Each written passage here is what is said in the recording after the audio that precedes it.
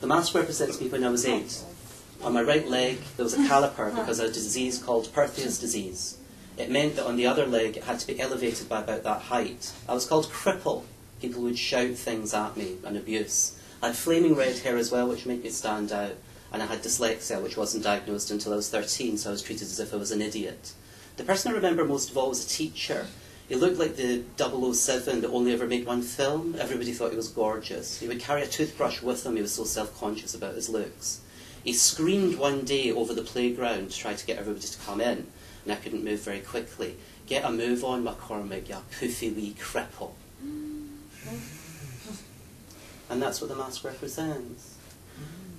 Since I came out in 1984, I've done everything in my power to make sure that there would be no bigotry, no hatred, that people could be taken for who they were, whether people happened to be quiet or whether they happened to be loud, whether they happened to be lesbian or whether they happened to be gay, whether they happened to be bisexual.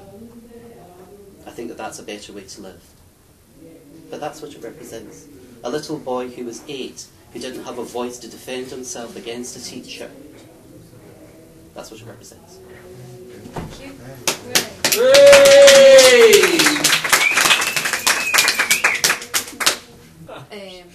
Well, with this mask, it's just really, I find it better to find it by drawing in nature, express myself a lot more better than any other way. It's just really sort of like mirror image in a sense. Like that's the sort of ferocious, sort of loyal, really wilder side that's kind of, it puts up with a lot, and a lot of the time I was very angry and very enraged at sort of events in my life and things that were going on. And this other side, sort of the calmer, friendly side of me, which is kind of more prevalent nowadays. And so and basically the colours of it is just because when I was a kid, when I was a teenager, and I never had any friends for so many years, I had a dog that I had for so long, and it was like everybody could say to me what they want. They could point at me and they could, call me all the names that they want. They could call me weird, they could call me a freak, they could think anything they want of me. But whenever I'd go home and see that dog looking at me like I was the best person ever, that kind of made it all more worthwhile. And even though that dog's kind of long gone, I've never forgotten her. She was like the best.